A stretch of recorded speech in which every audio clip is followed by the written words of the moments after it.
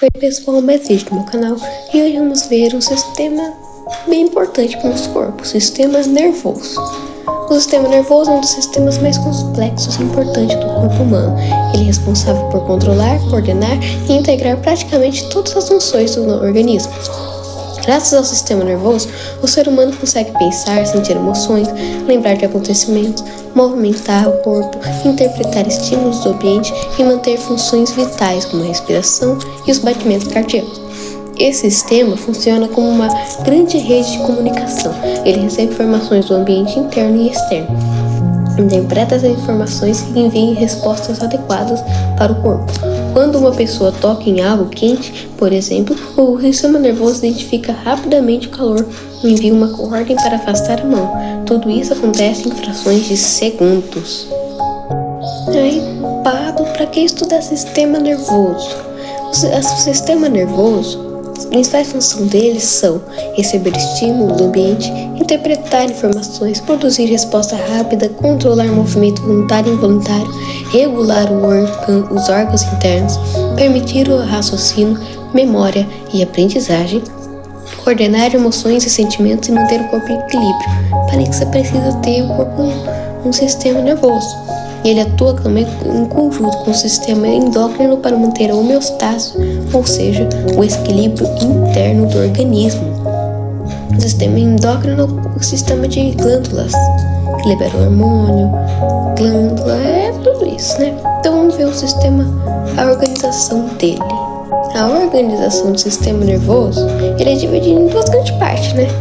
Primeiro é o SNC e o SNP. SNC é o sistema nervoso central. O sistema nervoso central é formado pelo encéfalo e medula espinhal. O SNC é responsável por interpretar informações e comandar respostas. Pablo, o sistema nervoso periférico. O sistema nervoso periférico, ou SNP, é o sistema nervoso periférico. Ele é formado por nervos e gânglios nervosos espalhados pelo corpo. Sua função é conectar o sistema nervoso central às demais partes do corpo. Os nervos transportam impulsos nervosos para o cérebro, a medula espinal, a medula e os órgãos. Vamos ver agora cada órgão direitinho pra gente ver o que ele tem, né?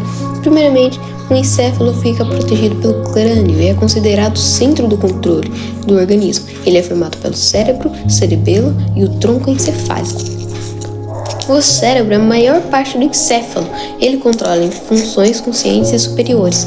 Entre as suas funções estão o pensamento, inteligência, linguagem, memória, emoção, coordenação motora, interpretação dos sentidos, e ele possui dois hemisférios. O hemisfério direito, que controla o lado esquerdo do corpo, e o hemisfério esquerdo, que controla o lado direito do corpo. Não sei para que o corpo humano fala, não, você é diferenciado. Cada hemisfério controla a parte oposta do corpo. A camada externa do cérebro é chamada de córtex cerebral, rica em neurônios e responsável pelas funções cognitivas complexas. O cérebro é dividido em 4 lobos principais. O lobo frontal, não é lobo animal, não, é lobo frontal, lobo parietal, lobo temporal e lobo occipital. O occipital, né? O lobo frontal é responsável por raciocínio, por planejamento, controle motor, personalidade e tomada de decisões. O lobo parietal é a sensação táteis, temperatura, dor e orientação espacial. O lobo temporal atua em audição, memória e compreensão da linguagem. O lobo occipital é responsável principalmente pela visão. E o cerebelo? O cerebelo fica na parte posterior do encéfalo. Suas funções incluem equilíbrio, coordenação motora, precisão dos movimentos, postura corporal. Sem o cerebelo, os movimentos seriam descoordenados. A gente ia fazer tal coisa, ia fazer outra coisa, a gente ia se mexer descoordenadamente. O tronco encefálico liga o cérebro à medula espinal. Ele controla funções automáticas essenciais para a vida, como respiração, batimentos cardíacos, pressão arterial, deglutição, formado por mesencéfalo e ponte e o bulbo. A medula espinal, a gente já está descendo agora. A medula espinal, ela fica dentro da coluna vertebral ela funciona como uma via de comunicação entre o encéfalo e o resto do corpo. Além disso, participa dos atos reflexos. Pablo, o que é ato reflexo? Atos reflexos são respostas rápidas, involuntárias e a determinados estímulos. Exemplo, retirar a mão de algo quente. Quando a gente coloca a mão numa coisa quente, a gente faz o quê? Tira na hora. Quando a gente tá com frio, a gente começa a tremer. E a gente já tá um ato reflexo. Quando a gente vai fazer uma coisa, começa a dar um choque. A gente tira na hora, mano, por causa que não é legal, né? Nesse caso, a resposta ocorre... quando a gente tirar a mão de algo quente, é porque a resposta ocorre antes mesmo que o cérebro interprete completamente o estímulo. O caminho do impulso nervoso é um reflexo chamado arco de reflexo. A gente tira na hora. Os neurônios, uma das partes mais importantes disso, né? Os neurônios são células principais do sistema nervoso. Eles são especializados na transmissão de impulsos nervosos. Cada neurônio possui um corpo celular, os dendritos e o axônio. Dendritos recebem estímulos de outras células. O corpo celular contém um núcleo e coordena as atividades celulares, e o axônio conduz o impulso nervoso para as outras células. Alguns axônios possuem bainha e mielina, cada camada que aumenta a velocidade da transmissão do impulso nervoso. Sinapses, a gente já começando a ficar mais dificinho.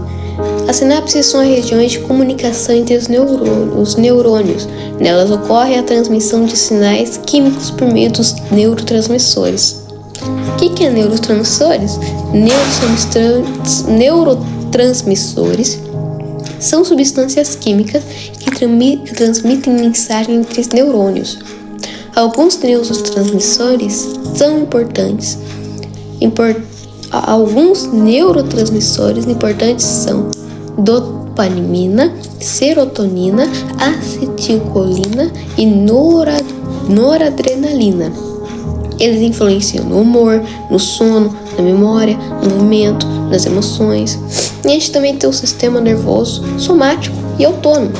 O sistema nervoso somático é o sistema que controla ações voluntárias, como andar, escrever, falar.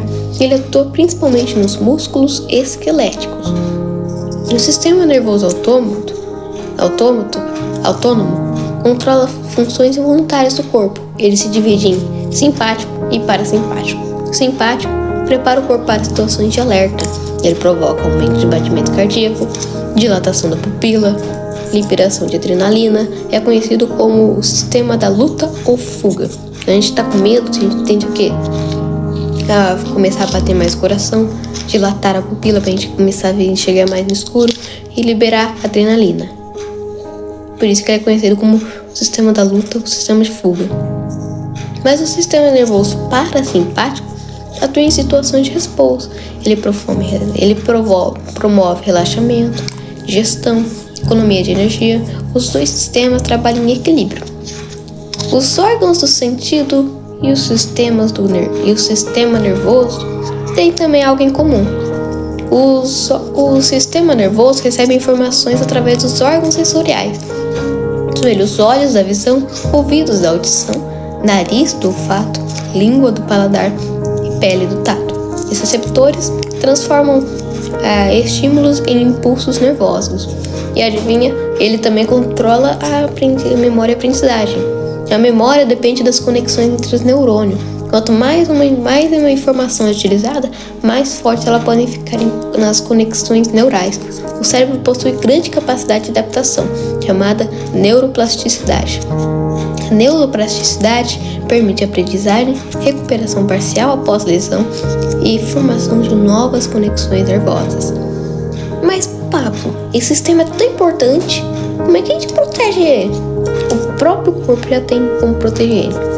O sistema nervoso possui várias estruturas de proteção, como o crânio, que protege o encéfalo, a coluna vertebral, que protege a medula espinal. Aí a gente tem a meninge, que são membranas que envolvem o sistema nervoso central, e ele pode ser a dura mater, o aracnoide e o pia mater. E também a gente tem um líquido cefalorraquidiano. Eles podem ser chamados também de licor. Ele serve para amortecer impactos, nutrir tecidos nervosos e auxiliar na proteção do SNC, que é o Sistema Nervoso Central. Entre as doenças que esse nosso querido sistema pode ser, ele pode ter bastante doença que é muito ruim. Pode afetar o sistema nervoso, a memória, a mão, muitas coisas, como Alzheimer, que é uma doença neurodegenerativa que afeta principalmente a memória. A gente também pode ter o Parkinson, que provoca tremores e dificuldade motora. A epilepsia, que caracteriza-se por descargas elétricas anormais no cérebro. A gente tem o AVC, que é acidente vascular cerebral, que ocorre quando há interrupção do fluxo sanguíneo no cérebro e podem causar paralisias, dificuldade na fala e alterações cognitivas. E também a meningite, que é uma inflamação das meninges causada por vírus ou bactérias. Pablo, mas por que a gente precisa dormir também, né? Pro sistema nervoso também. O sistema nervoso, ele gosta de tudo. Quando a gente dorme, o cérebro organiza a memória, ocorre a recuperação do organismo, a equilíbrio hormonal, e o sistema nervoso reduz o desgaste. A falta de sono pode prejudicar perda de atenção, perda de memória, perda de humor, perda de aprendizagem. E o sistema nervoso ainda tem as emoções. As emoções são ligadas ao funcionamento cerebral e aos neurotransmissores. Estruturas importantes são a amígdala cerebral, o hipotálamo e o hipocampo. Eles participam do controle do medo, alegria, ansiedade e memória emocional. E tudo isso ainda tem o desenvolvimento do sistema nervoso. Ele ainda tem que se desenvolver, né? Não nasce totalmente inteligente. O sistema nervoso começa a se formar ainda no período embrionário. Ao longo da vida, novas conexões neurais são criadas, o cérebro amadurece e a capacidade cognitiva se desenvolve. Na adolescência, áreas ligadas ao raciocínio e ao controle emocional ainda estão em desenvolvimento. Por isso que os adolescentes são meio chatinhos, né? Que eles ainda têm um sistema nervoso ainda em desenvolvimento. Aí depois, quando fica adulto, melhor, tá? Pelo menos é o que a ciência diz, né? Vai ter uns que é chatinho mesmo, só por si mesmo. A gente também tem as curiosidades do sistema nervoso, né? Creio não, curiosidades inúteis. O cérebro humano possui bilhões de neurônios. Pra você ter noção, R$1 milhão ainda é pouca coisa comparado a R$1 bilhão. Você tem que dobrar muitas vezes o milhão para chegar ao bilhão. Os impulsos nervosos podem atingir velocidades muito altas. O cérebro consome grande quantidade de energia. Mesmo representando pequena parte do peso corporal, o cérebro utiliza muito oxigênio e glicose. E o sistema nervoso trabalha continuamente, até no sono. Quando você está dormindo, seu cérebro ainda está acordado. Por isso que quando está dormindo, você está no sonho tampão. Aí você cai no prédio e acorda no susto. Conclusão: o sistema nervoso é fundamental para a sobrevivência e funcionamento do corpo humano. Ele coordena ações conscientes e inconscientes, interpreta estímulos, controla movimentos, regula órgãos internos e permite capacidades complexas como pensamento, memória, emoções e aprendizagem. Sua organização altamente especializada torna possível a integração entre todas as partes do organismo, garantindo equilíbrio e adaptação do ambiente. Foi isso. Obrigado por assistir, estuda. E a gente vou ver se hoje mesmo ainda posto outro vídeo para cobrir o de outro vídeo lá, que hoje vai ser o de história. E o de história é bem da hora. Então, fica vendo, fica de zóio bem grande, que eu vou postar. Então é isso. Até o próximo vídeo. Tchau. Estude. Tchau.